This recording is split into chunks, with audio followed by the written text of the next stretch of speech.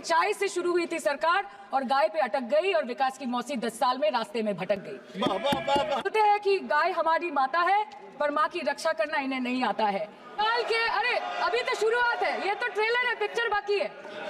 मैं बस ये कहना चाहती हूँ कि इस बीजेपी सरकार ने पिछले 10 सालों में इस देश के लिए क्या किया, उससे बड़ी तालिका बनेगी कि 10 साल में क्या क्या कर सकते थे पर किया नहीं।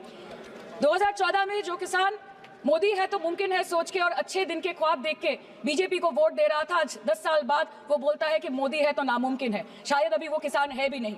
तो इसीलिए मैं बोलना चाहती हूँ कि समय बड़ा महत्वपूर्ण होता है अध्यक्ष महोदय और बड़ा बलवान। बंगाली में हम एक बात बोलते हैं कि समय गेले साधन होबे ना।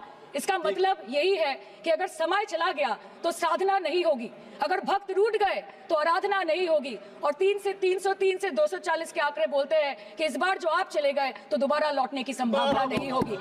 अरे उधर वाले बता इसमें बुरा क्या है, हवा के 4 झोंके अगर इधर से भी गुजर जाए तो। सर मैं धन्यवाद देना चाहती हूँ जादवपुर लोकसभा क्षेत्र के लोगों का, जिन्होंने मुझे भारी बहुमत से यहाँ पे जिता के भेजा और ये पैगाम दिया कि पश्चिम बंगाल में नफरत की रणनीति और धोखेबाजी की राजनीति नहीं चलेगी। अध्यक्ष महोदय, मैं उम्मीद करूंगी कि आज आप मुझे पूरा बोलने का मौका दें, क्योंकि हाल ही में हुए नीति आयोग की जो मीटिंग हुई थी वहां पे हमारी माननीय मुख्यमंत्री, जो देश की एकमात्र महिला मुख्यमंत्री भी है, उनका माइक बीच राह में ऑफ कर दिया गया था। वो बंगाल के अरे अभी तो शुरुआत है, ये तो ट्रेलर है, पिक्चर बाकी है। अध्यक्ष महोदय, मैं आपसे ये बोलना चाहती हूँ कि वो बंगाल के हक के लिए यहाँ पे सवाल उठाने आई थी, वो बंगाल के लोगों की बात रखने यहाँ पे आई थी, लेकिन उनका माइक ऑफ कर दिया गया। आपके माध्यम से मैं सदन में उपस्थित वहाँ जो बैठे हैं माननीय सदस्य, कोई भी घटना को सर एक लाइन डिलीट करेंगे। सर एक लाइन सर मैं यही बताना चाहती हूँ कि बंगाल के लोगों का आगे जाके बंगाल के लोग आपके पार्टी की माइक ऑफ कर देंगे। बस एक चुनाव बाकी, आप देख लीजिएगा। सर नीट के घोटाले से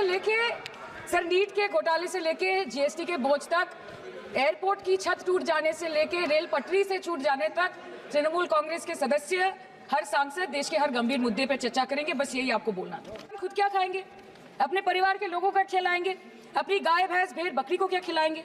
सर ऐसे ही वारदात होते हैं जहां गरीबी से जूझता हुआ एक किसान उसको अपनी गाय भेड़ बकरी को बेचने में मजबूर करते हैं और अंत में जाके वो अपनी खुद की जान ले लेते हैं। सर पिछले 10 सालों में 1,12,000 किसानों ने इस देश में आत्महत्या की। एनसीआरबी की एक रिपोर्ट के अनुसार 10 साल में हर दिन इस देश में एवरेज में 30 किसान हर दिन अपनी जान ले लेते हैं। बोलते हैं कि गाय हमारी माता है पर माँ की रक्षा करना इन्हें नहीं आता है। अध्यक्ष महोदय, हम सब जानते हैं कि इस मिनिस्ट्री के अंतर्गत डेयरी भी आता है और भारत इस पूरी दुनिया में दूध के उत्पादन में नंबर 1 है, contributing to almost 24.46% of global milk production. But since the government has not been able to bridge the gap between demand and supply, it has successfully turned the country from being the largest producer of milk to an importer of milk. इन आदमी के दूध, छाछ, लस्सी, दही, पनीर पर 5% की GST, cream, condensed milk, मक्खन, घी पर 12% की जीएसटी और अमीरों के हीरो पर सिर्फ 1.5% की जीएसटी। सरकार उनको रिलीफ नहीं देती है जो विदेश में जाके मिल्क शेक और लाते की चुस्कियां लगाते हैं। ये सरकार उनको रिलीफ नहीं देती जो आम आदमी 2 पैकेट दूध खरीदने से पहले 10 बार सोचता है। सर बचपन से हम सुनते आए थे कि संडे हो या मंडे रोज खाओ अंडे। India rank 2nd in egg production in the world और अंडे का फंडा यही है सर कि भारत के बच्चों के किस्मत में महीने में एक अंडा नहीं मिलता। मिड डे मील के चलते हफ्ते में अगर एक आध अंडा मिल भी रहा था तो कहीं धर्म के नाम पे तो कहीं महंगाई के चलते उसे बंद करने की मांग उठ रही है। Sir more than 50% children under the age of 5 suffer from chronic malnutrition in the country and roughly 17% children are underweight, and yet most BJP ruled states do not serve eggs in mid-day meal scheme. This is the example of Poshan Kal in India. Sir इस देश के लोगों का यही है किस्सा कि जिसको जिताया वो राजा की तरह जाएगा और जिन्होंने जिताया वो फकीर की तरह। सर ये बहुत गौरक्षा की भी बातें करते हैं। देश के लोगों को ये पता होना चाहिए that there is a fodder crisis in India, and the union minister has himself stated in a written reply in Rajya Sabha that yes, the country is deficit in fodder. So it means that cows are dying without food in government-owned goshalas, especially the BJP-ruled state.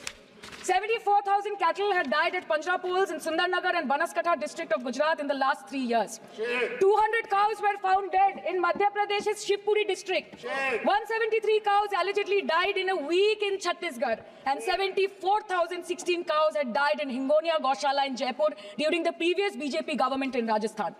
तो sir पहले खाना ही नहीं मिला, fodder crisis, फिर मिल भी जाए तो इतना महंगा कि किसान खरीद ही नहीं पा रहा है, फॉडर इन्फ्लेशन, और सर खाना मिल भी जाए तो पशुओं की बीमारी। उससे मुकाबला करने के लिए इस सरकार ने क्या किया? The Parliamentary Standing Committee on Agriculture, Animal Husbandry and Food Processing presented its report which stated that 32.7 lakh cattle were infected by the viral lumpy skin disease across several states and a whopping 2.4 lakh cattle died within months.